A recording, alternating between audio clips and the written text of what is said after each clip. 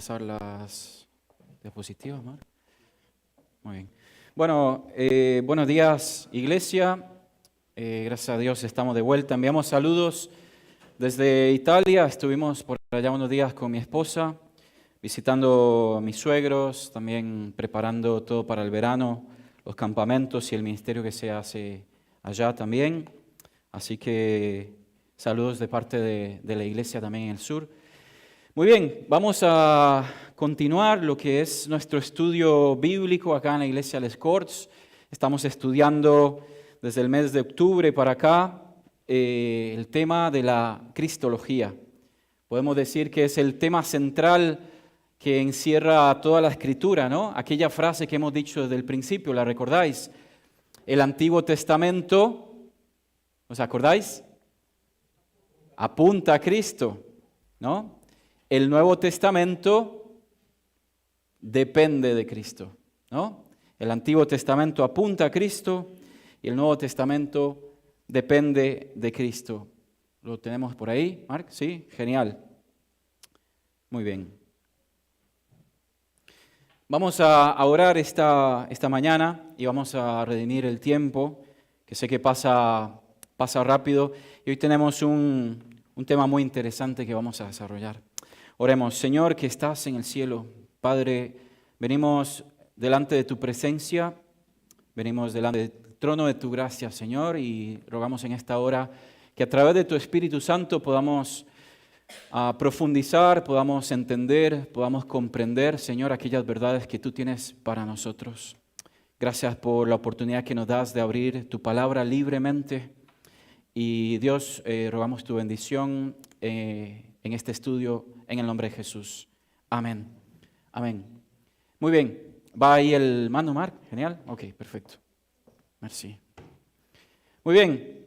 Así que, a modo de repaso breve, como solemos hacer, estamos viendo allí la teología sistemática y estamos, después de haber visto la teología propia el curso pasado, el Trino Dios, estamos centralizados allí en la cristología. Y ahí podéis ver las demás doctrinas fundamentales que sostienen nuestro dogma. Después, como hemos dicho, hay doctrinas secundarias, terciarias, pero sobre esto se basa al menos el sistema teológico que sostiene nuestra fe. Muy bien. Siguiente. Tenemos allí el tema, como hemos dicho, estamos estudiando al león de la tribu de Judá y al Cordero de Dios que quita el pecado del mundo. Y como se ha dicho, y lo venimos mencionando anteriormente, todas estas son figuras simbólicas, ¿cierto? Lo que acabamos de hacer con la cena son simbolismos. Jesús no es un león, Él no es un cordero, Él venía a representar una figura, ¿sí? Como una metáfora, de manera que la gente, desde la más entendida hasta los más sencillos, podían comprenderlo, ¿cierto? Por eso Él decía, yo soy el agua, yo soy la puerta, yo soy el camino, la verdad y la vida. Dan figuras simbólicas, ¿sí? Así que estamos estudiando allí al león de la tribu de Judá y al Cordero de Dios que quita el pecado del mundo. Tenemos deberes, hermanos, ¿sí? Tenemos deberes, hemos estado también memorizando. ¿Con qué limpiará el joven su camino? ¿Con qué limpiará el creyente su camino? Con guardar su palabra, ¿sí? Tenemos allí estos versículos para memorizar. ¿Nos animamos y lo decimos todos, ¿sí? De memoria, ¿no? Vamos quitando ahí algunas palabras. Prácticamente ya nos quedan pocas, ¿no? Muy bien, dice Colosenses 2:9, yo sé que lo sabéis, porque en Él habita corporalmente toda la plenitud de la deidad. ¿Sí? ¿Quién se anima a decirlo de memoria? ¿Quién lo puede decir? Ok. Muy bien, muy bien. ¿Alguien más que se anime a decirlo? El cortito. Animaos con el cortito porque después viene largo. ¿Sí? Porque en Él habita corporalmente toda la plenitud de la deidad. ¿Sí? Muy bien. Viene el momento, ¿no? Vamos a ver el más extenso. Colosenses 1:15. ¿Lo podemos decir todos primero? Muy bien, dice, Él es la imagen del Dios invisible, el primogénito de toda creación, porque en Él fueron creadas todas las cosas, las que hay en los cielos y las que hay en la tierra, visibles e invisibles, sean tronos, sean dominios, sean principados, sean potestades. Todo fue creado por medio de Él y para Él, y Él es antes de todas las cosas, y todas las cosas en Él subsisten. Muy bien. ¿Alguien se anima a decir, aunque sea un pedacito, alguna parte? Bueno, es un desafío, hermano, lo sé. Memorizar la Escritura es un privilegio que tenemos. Sabéis que en el Islam los chicos ya a los 12 años recitan el Corán, ¿sí? Y en el judaísmo la Torá también ya a los 12 años ya conocen, tienen una ardua labor en la memorización. Nosotros tenemos el privilegio, hermano, de memorizar la Escritura, ¿sí? Así que seguimos desafiándonos a estudiar la Biblia. Genial. Pasamos ahí al siguiente punto. Esto es una acotación que hemos visto la vez anterior y solamente quiero recalcarlo. Recordemos que en el estudio y la interpretación bíblica vemos el original que está escrito en hebreo, arameo y griego. ¿Estamos de acuerdo? Es el original, ¿sí? Después vamos a ver cuestiones literales del original. Pero ¿qué es lo que sucede? Que en la traducción perdemos muchísimo. Hemos puesto acá algunos ejemplos con catalán, hemos puesto algunos ejemplos con inglés, o hemos puesto algunos ejemplos con italiano, cualquier otro idioma, inclusive dentro del mismo castellano. ¿Sí? Yo vengo de Costa Rica, pasé por Argentina, vivo ahora acá en España, y el mismo castellano pierde de un contexto a otro. Así que hay algo que llamamos la transliteralidad de la traducción, que quiere decir que aunque yo entienda las palabras traducidas, detrás hay un concepto que si yo no estoy comprendiendo el círculo cultural, el tiempo al cual se está refiriendo, la audiencia a la cual está hablando, y esto lo vamos a ver hoy de forma breve, entonces, a pesar de que yo entienda la traducción, no estoy entendiendo el contexto, ¿sí? Lo otro es la semántica y tiene que ver también no solamente con el contexto, sino es entender el sentido, ¿sí? Cuando hay un doble o un tercer sentido detrás de una frase, cuando hay un sarcasmo, ¿sabes? Te dicen una frase, pero en realidad te están diciendo otra cosa, es un sarcasmo, por ejemplo, o una hipérbole, una prosopopeya, una metáfora, es un sentido detrás. Eso se llama la semántica del texto. Y por sobre todas las cosas, y en la cristología sumamente importante, es ver el cuadro legal y teológico. El cuadro legal y teológico, ¿no? Hemos dicho acá que el cordero no pagaba el pecado. El cordero no era la expiación por los pecados. Porque legalmente, ¿sí? ¿Quién tenía que sustituir al ser humano? Un ser humano. Un cordero sustituía al ser humano, ¿no? El Señor propició quiere decir que fue propicio en su ira. Su ira fue propicia, ¿sí? Para el ser humano, en que Él permitió que un simbolismo, como si fuese el cordero, cubriese temporalmente el pecado, ¿sí? Así que eso tiene que ver con el marco legal. Cuando Jesucristo finalmente muere en la cruz, entonces la deuda es cancelada, porque legalmente el sacrificio fue consumado. Por eso Él dice, tetelestai, está todo terminado, ¿sí? Muy bien, así que esa es la acotación. Y ahora sí vamos a entrar al tema en esta oportunidad. Tenemos ahí la última cena. Y esto es un relato que vamos a ver en los 4 evangelios. Obviamente no podemos ir detalladamente por cada uno. Los versículos paralelos o los capítulos paralelos son Mateo 26, tenemos Lucas 22, Marcos 14, Lucas 22. Estos 3 primeros les llamamos los evangelios sinópticos, ¿no? Ópticos. ¿Por qué? Porque tenía que ver con que estos 3, ellos tuvieron referencias ópticas o testigos oculares de los eventos que sucedieron. En lugar de esto, Juan se separa de estos 3 evangelios porque Juan va a escribir el evangelio según Juan después de haber sido arrebatado. ¿Sí?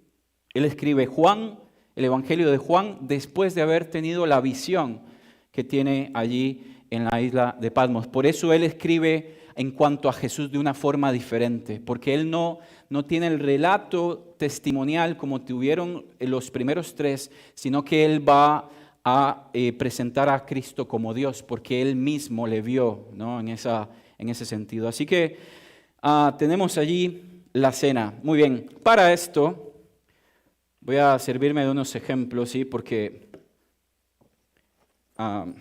de esta forma es sencilla.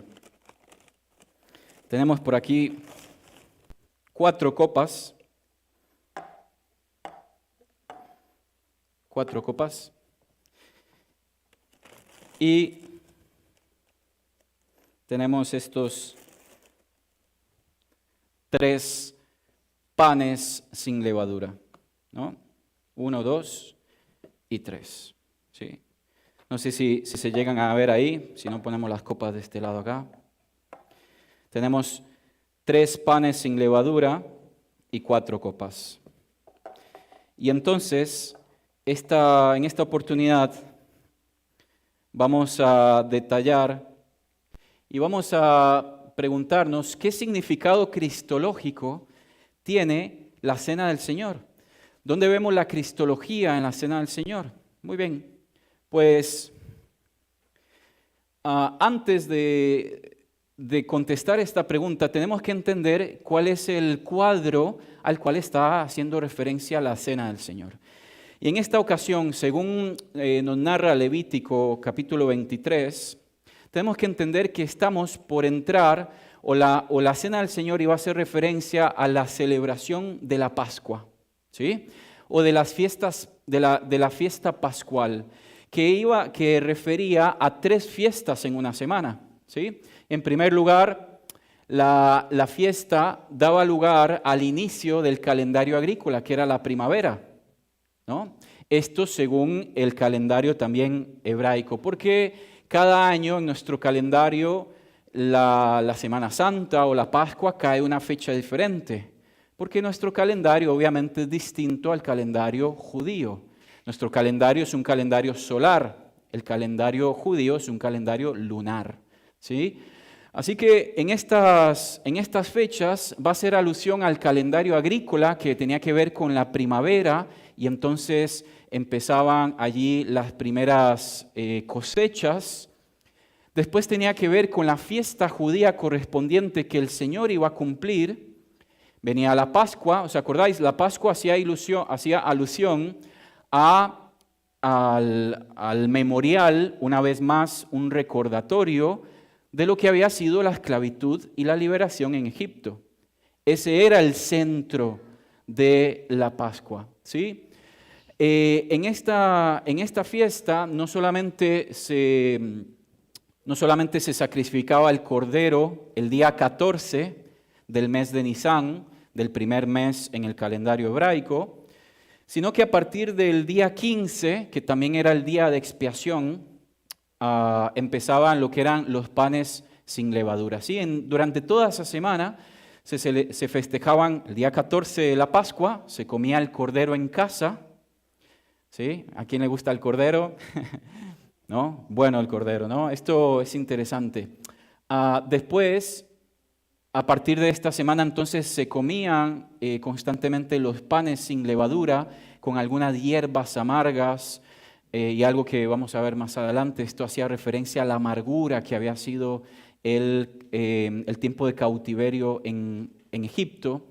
Y finalmente, el día después del Sabbat, en esa semana, el día después del Sabbat, es decir, el domingo, el primer día de la semana después, se festejaría el día de las primicias.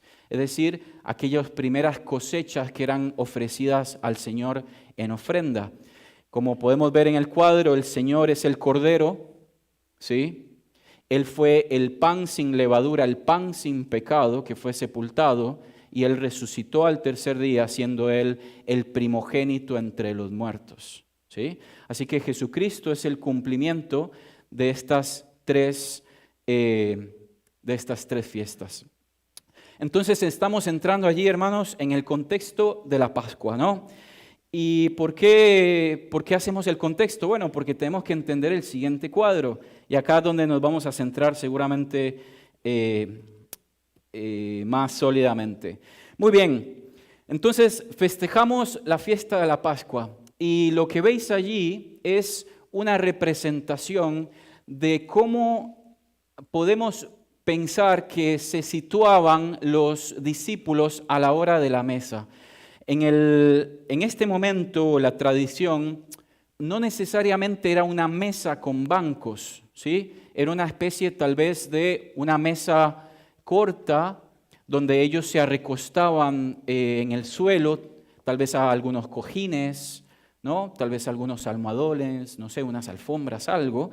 Ellos se recostaban, ¿sí? Y permitidme hacerlo, ellos, ¿sí?, se recostaban de esta forma, de manera que generaban este semicírculo, ¿sí? Este semicírculo. Entonces, ¿por qué lo hacemos de esta manera? Porque lo vamos a interpretar y lo vamos a entender mejor con los siguientes detalles. Muy bien, así que lo primero que vamos a decir es tal vez la posición de los discípulos. Era interesante porque estamos en medio del imperio de las guardias romanas y el día de la Pascua y todo esto obviamente era una festividad judía y como todo, ¿no? A Roma esto le daba fastidio. Entonces se dice en el relato histórico que por allí los soldados romanos también solían disturbar estas fiestas romanas y ellos, como eran autoritarios y hacían lo que les daba la gana porque era el imperio establecido, pues ellos entraban en una casa a irrumpir y decían, ¿sabes qué? Aquí se acabó la fiesta, ¿sí? Entonces, ¿qué sucedía?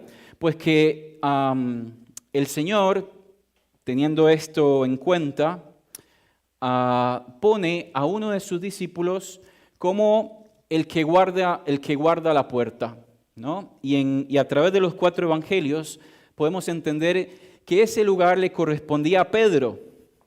Ese lugar le correspondía a Pedro. ¿Os acordáis en el Getsemaní, el que saca la daga para cortar la oreja de Malco, el guardián, el soldado, es Pedro, ¿no? El que tenía esa impronta y esa efusividad, ¿no?, para defender era Pedro. Sin embargo, los evangelios relatan de que ellos, antes de llegar al aposento alto, venían discutiendo. ¿Quién es el mayor? ¿Quién estará a tu lado? ¿No? Y entonces el Señor, en un acto de disciplina o tal vez de llamarle la atención, deja a Juan, que era el más joven, de guardia, y envía a Pedro al último lugar. El último lugar tenía la función de ser el siervo. El último lugar tenía la función de lavar los pies a todos los demás. Si esto fuera en tu casa o en mi casa, la tradición judía decía que tenía que ser el más joven, ¿sí?, o el que habían dejado de último, que como una especie de siervo lavaba los pies a todos en casa, ¿sí? Así que el Señor le da esta función que le correspondía a Juan por ser el más joven, le da esta función a Pedro, y Juan, que para nada podría ser un guardián, termina siendo él allí el que está encargado de la puerta, ¿no? Así que tenemos a Juan en primer lugar. En segundo lugar tenemos a Jesús. La tradición decía que el anfitrión, el dueño de casa, si bien es cierto no era Jesús el dueño de esa casa, pero él había provisto Él le había dicho a los discípulos, id a tal lugar y cuando salga un hombre con un cántaro de agua, Él os mostrará el lugar, etcétera, etcétera. Así que Jesús era el anfitrión.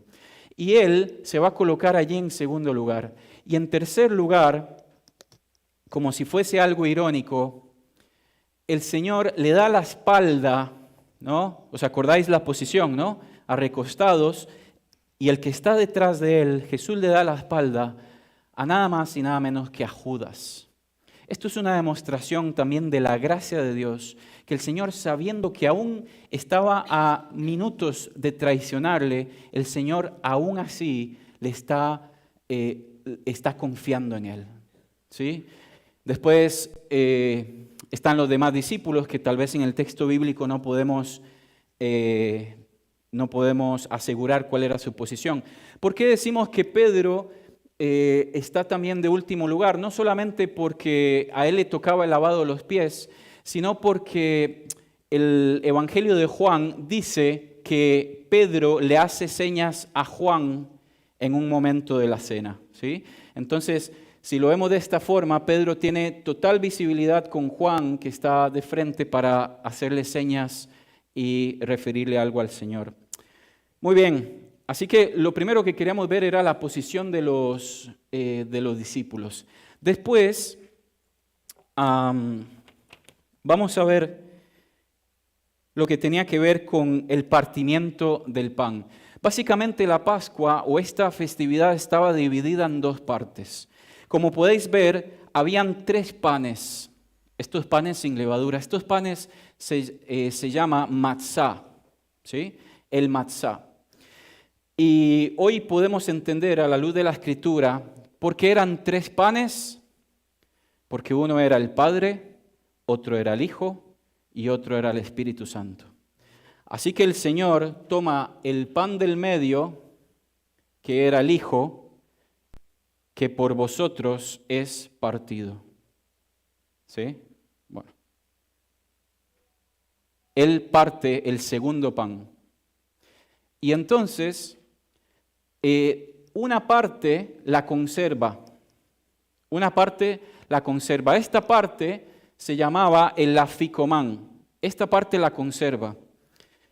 Y la tradición judía dice que esta primera parte de la Pascua,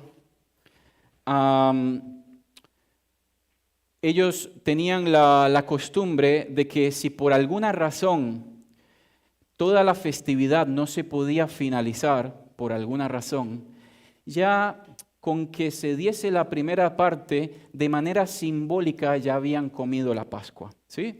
Esta primera parte tenía que ver con que la mitad que conservaba en ese momento, la partía y entonces la remojaba con la carne del cordero, con la carne porque estaba allí el cordero pascual que se comía, y con algunas hierbas, que esto se llama, las hierbas se llaman, el charoset. Eran estas hierbas amargas. Esto que estaba mezclado con nueces, con almendras, era algo donde ellos remojaban el pan, ¿no? Ya me está dando hambre un poquillo, ¿eh? Remojaban el pan y entonces esto es lo que la Biblia llama como el bocado o el pan mojado, ¿sí? Así que el Señor toma esa primera mitad y Él va a hacer este ritual. Es verdad que tenemos que mencionar que antes de lo que iba a ser este ritual, venía el lavado de manos, ¿sí? El lavado de manos, ¿por qué? Porque íbamos a empezar a manipular, el anfitrión iba a manipular los alimentos en la mesa. Y no solamente el lavado de manos, sino tenía que ver con el lavado de los pies. ¿Por qué? Pues imagínate que en la posición, ¿no? Como nos colocamos hace un ratito, si tú estás de costado, pues tienes contacto directo con los pies del otro prácticamente, ¿no? Entonces no era muy sanitario comer con los pies del otro que me cruzaban por acá. Entonces imaginaos, estamos hablando de una fiesta, 10, 15 personas allí. Ellos venían de caminar largas distancias, ¿sí? Entonces el Señor cuando se va a lavar las manos porque él va a manipular los alimentos, él se levanta y aprovecha, y aquella función que le tocaba a Pedro, él la realiza.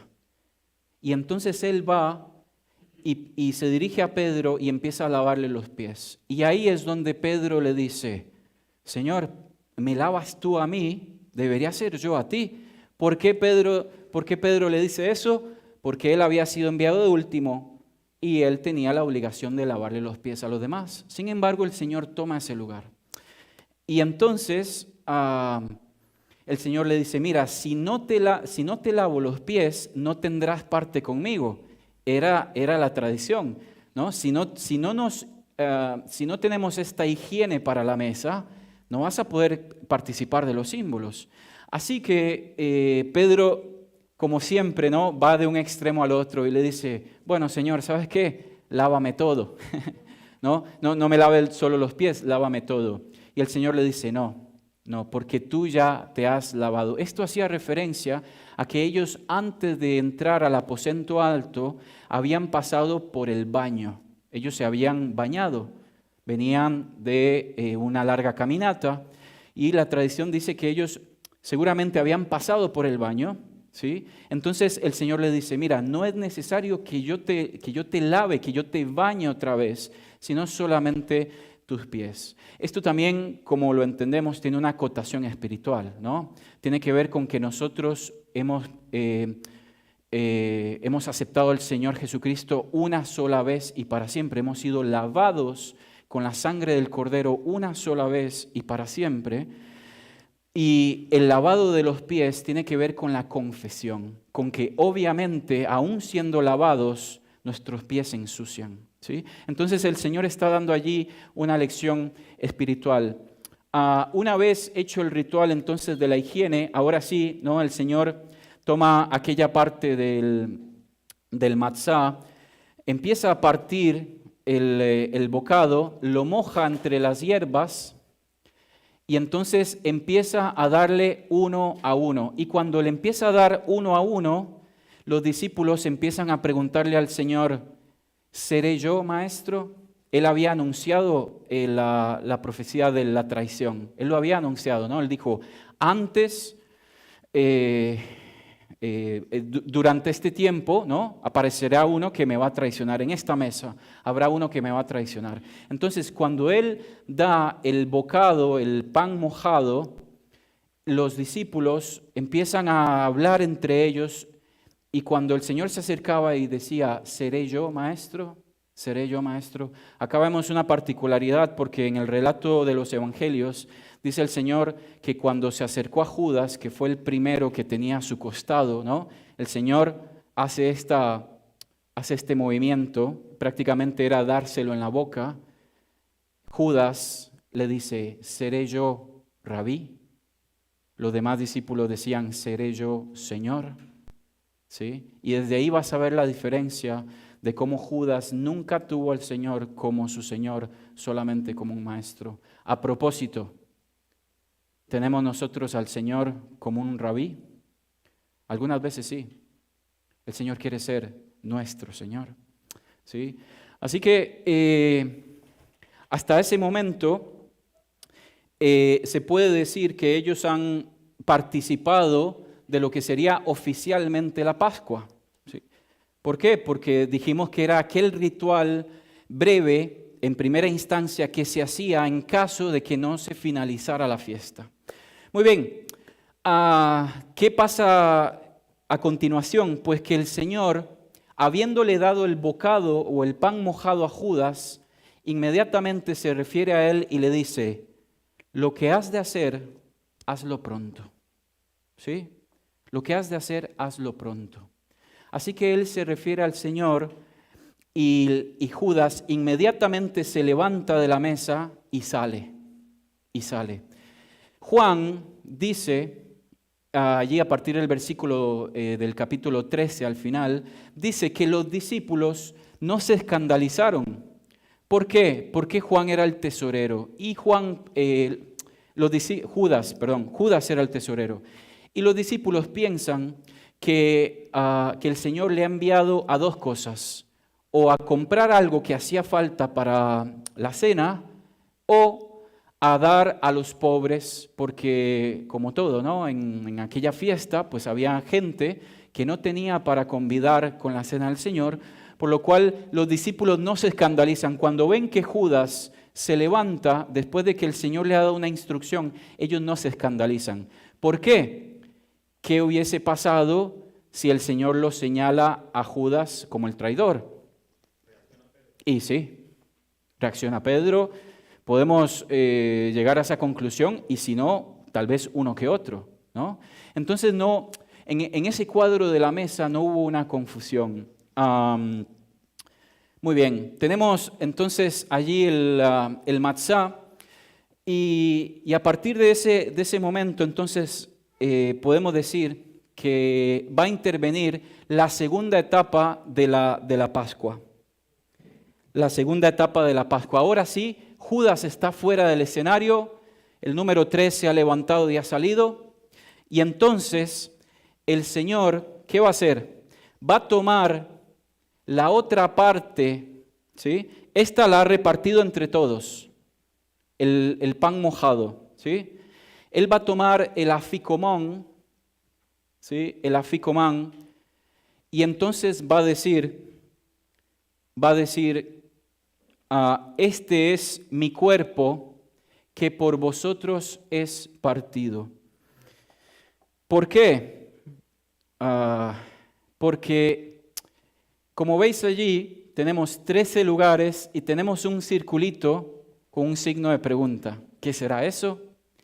El aficomón se conservaba en la tradición de la Pascua porque era el pedazo reservado para el Mesías, en caso de que viniese el Mesías, ¿sí? En las familias se dejaba un espacio vacío o una silla o un lugar por si venía el Mesías. El padre de familia de repente le indicaba a su hijo, seguramente al siervo, al que se sentaba de último, le decía: hijo, ¿te puedes asomar por la puerta o la ventana a ver si viene el Mesías? Esto era una tradición. ¿Por qué? Porque eso lo que hacía era alimentar la esperanza. Tal y como nosotros recordamos en la cena, no solamente su muerte, su crucifixión, sino su resurrección y de que Él viene por nosotros. Así que el Señor, cuando Él toma esta otra parte, los judíos, los discípulos se sorprenden. ¿Por qué se sorprenden? Porque esta parte le pertenecía solo al Mesías, ¿sí? Y Él dice: este es mi cuerpo que por vosotros es partido, ¿sí? Entonces, el impacto para los discípulos fue tremendo, fue abrumador. De hecho, en otro de los evangelios el Señor le dice: no se turbe vuestro corazón. Ellos estaban turbados, estaban sorprendidos, chocados. Dice: porque voy pues a preparar lugar para vosotros, para que donde yo esté, vosotros también estéis. Interesante, ¿no? Hasta aquí. Así que hemos visto lo que tenía que ver con con el matzá, ¿no? Y con el aficomón. Después vamos a ver que habían 4 copas. Y estas copas hacían referencia al versículo allí que podemos leer, alguien lo puede buscar, es Éxodo capítulo 6, versículo 6 y 7.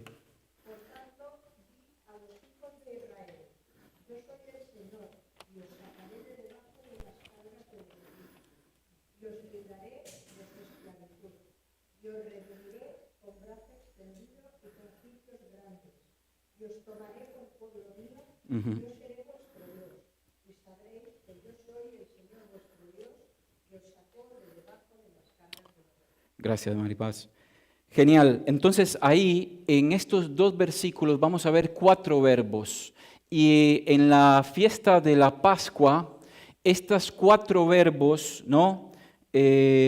Os salvaré, que es el primero, que la traducción es salvar, os salvaré, os libraré, os redimiré, os tomaré. tenía que ver con las 4 copas que estaban en la mesa de la cena, ¿no? La primera copa tenía que ver con la copa de la salvación. Y esta hacía referencia a esto, os salvaré, ¿no?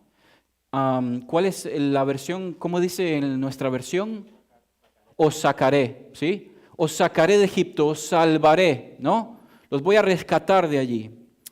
La segunda copa tenía que ver con la copa de liberación, porque justamente dice, os libraré. La tercera copa es la copa que toma el Señor, ¿sí? Allí en la institución de la cena, no hablamos solo de la liturgia de la cena, ¿sí? Sino del momento de la cena que el Señor instituyó, lo que nosotros celebramos. Él toma la tercera copa. Y esta era la copa de la bendición. La copa de la bendición. Y Él, habiendo hecho el acto del matzá y habiendo partido el pan que estaba en medio, dice, esta es mi sangre que por vosotros es derramada. ¿Sí? Este es el nuevo pacto. Interesante porque los 3 primeros evangelios, Mateo, Marcos y Lucas, ellos hacen referencia a la Pascua. Ellos determinan la Pascua, la definen. Juan no lo hace. ¿Por qué? Porque Juan está escrito a los gentiles, mayormente, ¿sí? Así que Mateo, Marcos, Lucas, ellos están detallando qué sucede con la Pascua, con el matzá, con el aficomón, con todo esto. Vas a ver que en esos 3 pasajes paralelos se detalla la Pascua, pero Juan no lo detalla. ¿Por qué? Porque Juan en su estudio, él dice, esto es para los gentiles. Ellos no tienen el contexto de la fiesta pascual, ¿sí? Así que el Señor toma la tercera copa y dice, esta es mi sangre, este es el nuevo pacto, ¿sí? ¿Es el nuevo pacto para quién? Según como lo relatan los primeros 3 evangelios, es el nuevo pacto para los judíos. ¿Por qué? ¿Dios había hecho algún pacto con los gentiles? No.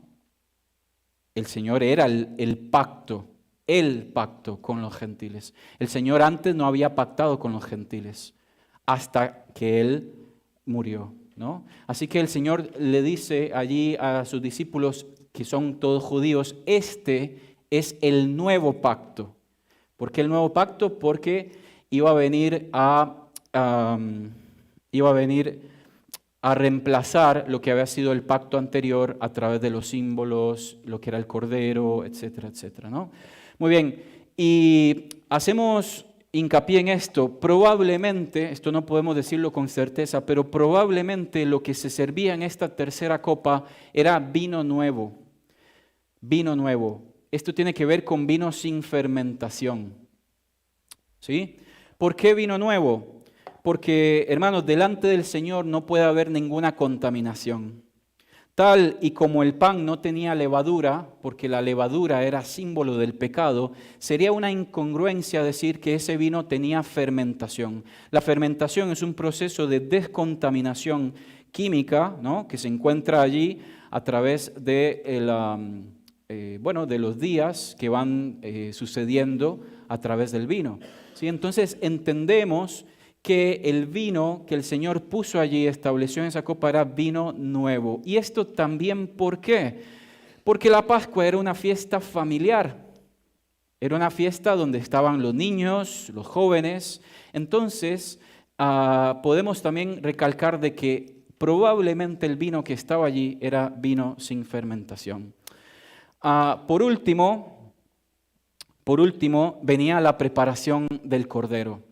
Y entonces allí era donde se manipulaba y se preparaba el cordero y todos comían todo el cordero posible. Todo el cordero posible. No debía quedar nada. Y si quedaba algo, entonces tenía que ser quemado en un holocausto. Esa era la ley judía. Hasta aquí vamos entendiendo. Sé que es un tema interesante. Es un tema tal vez que pensamos que manejamos, pero a través de la tradición, la liturgia y los elementos que vemos, nos cambian algunas cosas, ¿no? Muy bien, teníamos ese numerito allí, ese signo de interrogación, porque era en referencia a si venía el Mesías. Y por eso el Señor dice, ¿no? Yo soy, yo soy. Así que es interesante, hermanos, ver hasta aquí cómo es el cuadro de la Pascua, ¿no? Y finalmente el Señor se levanta, no toma la cuarta copa, porque la cuarta copa es la copa de la comunión, Y esto hace referencia, el Señor dice, no beberé más del fruto de la vid hasta que estéis, ¿no? en el reino de mi Padre. Así que el Señor no bebe la cuarta copa y es la copa que nos está esperando a nosotros, hermano, ¿no? Para beber juntos con el Señor. Por último, ellos se levantan y va a decir allí uno de los evangelios que cantan el Jalel. El Jalel era tomar el Salmo 113, 114, 115, 116, 117 y 118, y ellos de esta manera culminaban lo que sería el rito pascual hasta allí, ¿no? Es verdad que tenían un poco de prisa. ¿Por qué? Porque se acercaba Judas, que ya estaba en ese momento intercambiando aquellas monedas de plata por la venta del Señor, y en el ambiente ya se empezaba a sentir aquella ansia, aquella angustia. El Señor ya empezaba a prepararse para lo que venía a continuación. ¿Cómo estamos de tiempo? Muy bien, veremos el siguiente punto de una forma mucho más breve. Así que, hermanos, de esta manera podemos entender un poco mejor cómo se festejaba y cuál era la referencia simbólica a la cual el Señor apuntaba con la Pascua, ¿no? Muy bien. Vamos a pasar ahí al siguiente tema y, como hemos dicho, lo veremos de una forma muy breve. El huerto de Getsemaní, o el lugar allí en las faldas del Monte de los Olivos. Getsemaní es interesante porque significa el lagar del aceite.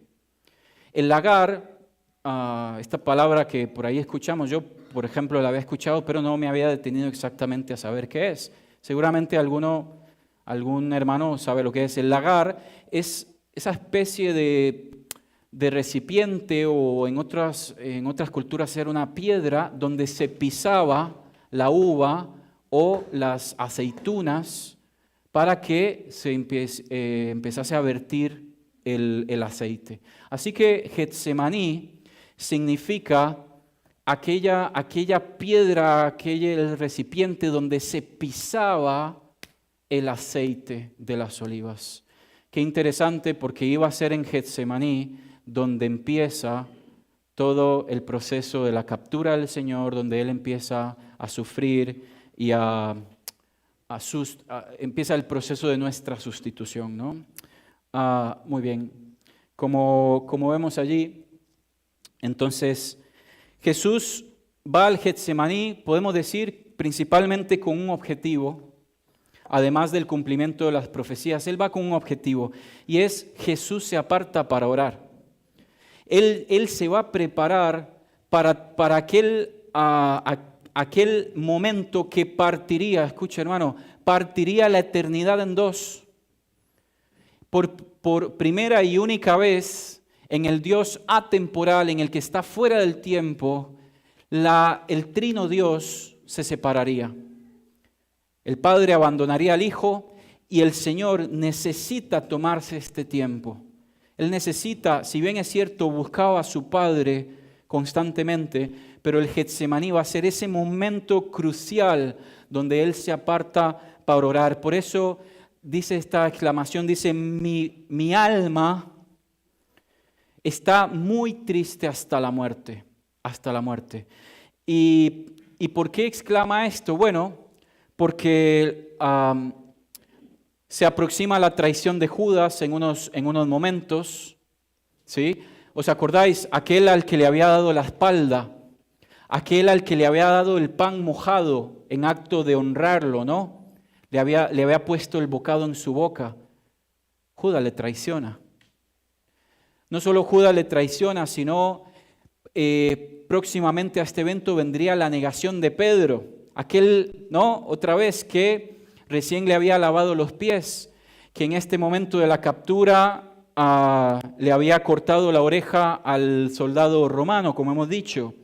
El Señor se entristece también por el desinterés de sus discípulos. Dice allí los evangelios que el Señor fue hasta 3 veces a sus discípulos y les dijo, velad y orad para que no entréis en tentación. 3 veces.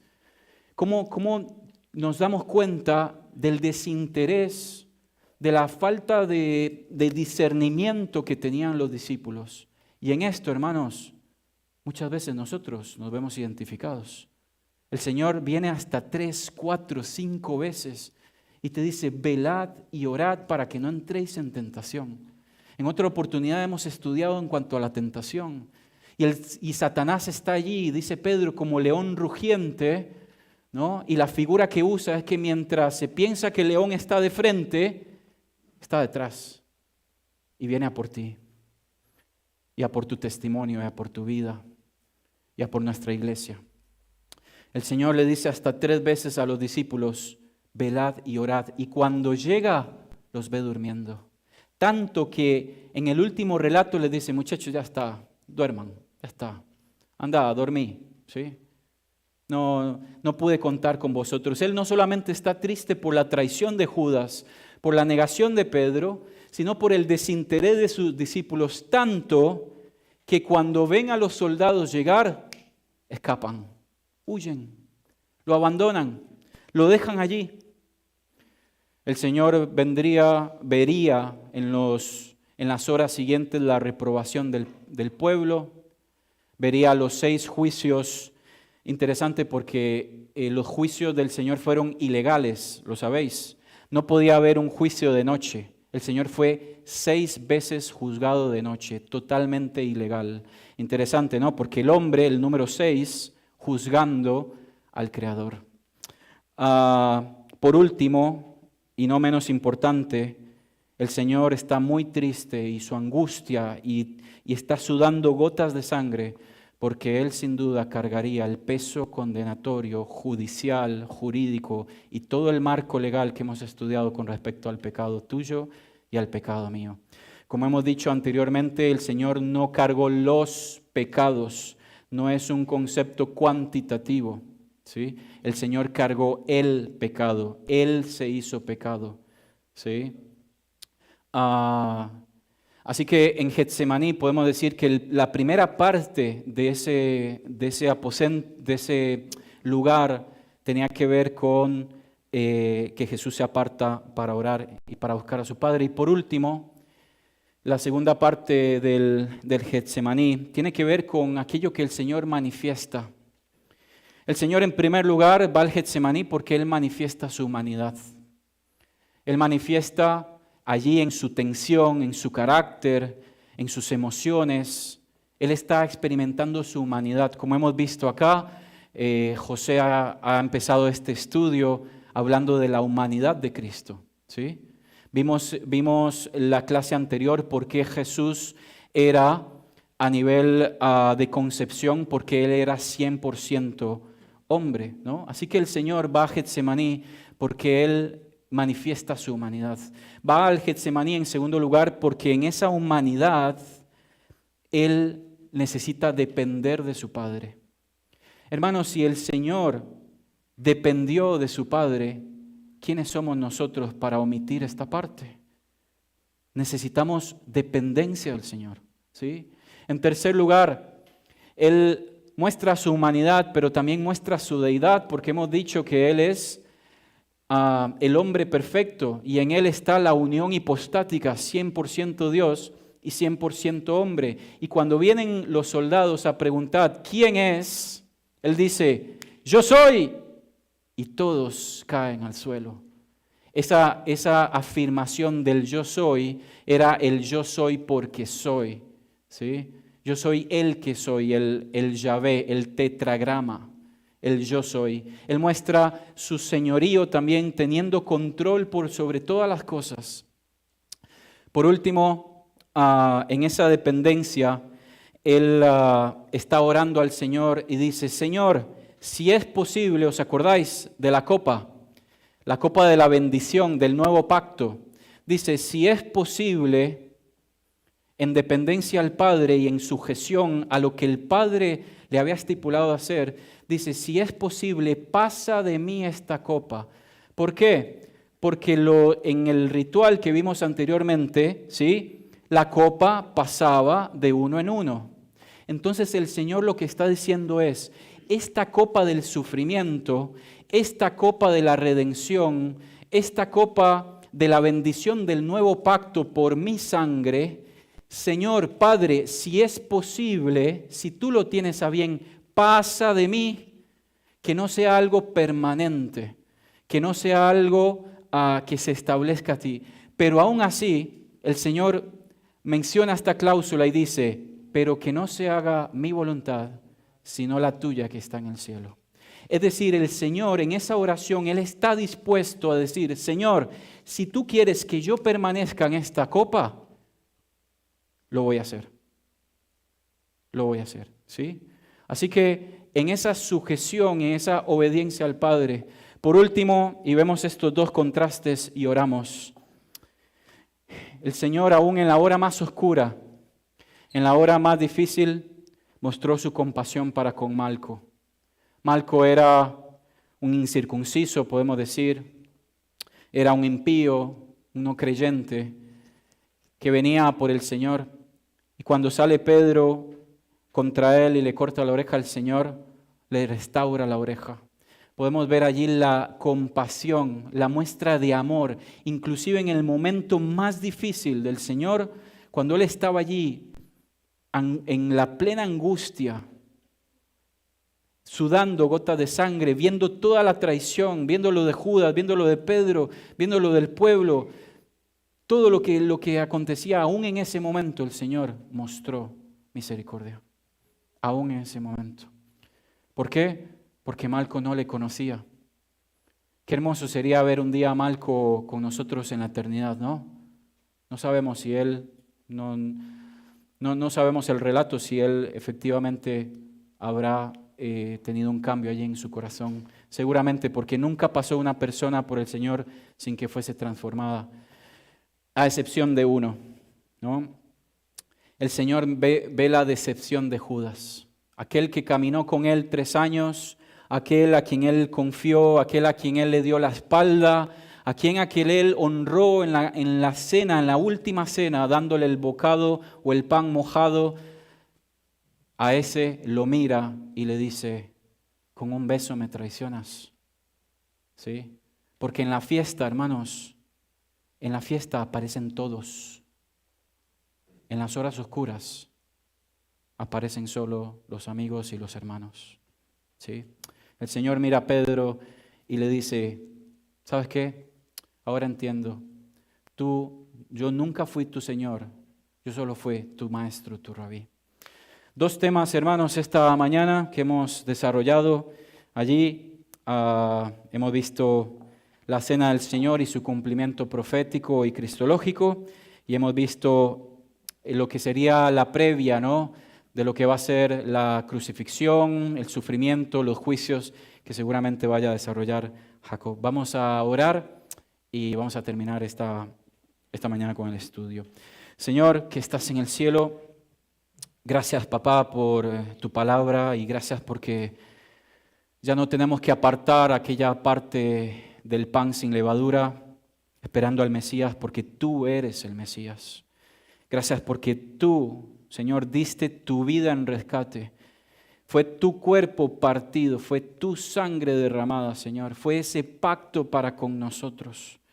Gracias, Señor, porque a través de los símbolos podemos recordarte. Puede ser un memorial vivo, Señor, no un acto religioso, no un acto robótico, automático, sino un acto del corazón de esperarte, Señor. Así como los judíos ponían aquella silla esperándote, o aquel lugar esperándote, Señor, nosotros esperamos tu regreso. Gracias, Señor, porque nos enseñas también a vivir en esa dependencia, a sujetarnos, Señor, a la voluntad del Padre. Gracias, Señor, porque podemos ver tu dominio, tu señorío, tu deidad por sobre todas las cosas.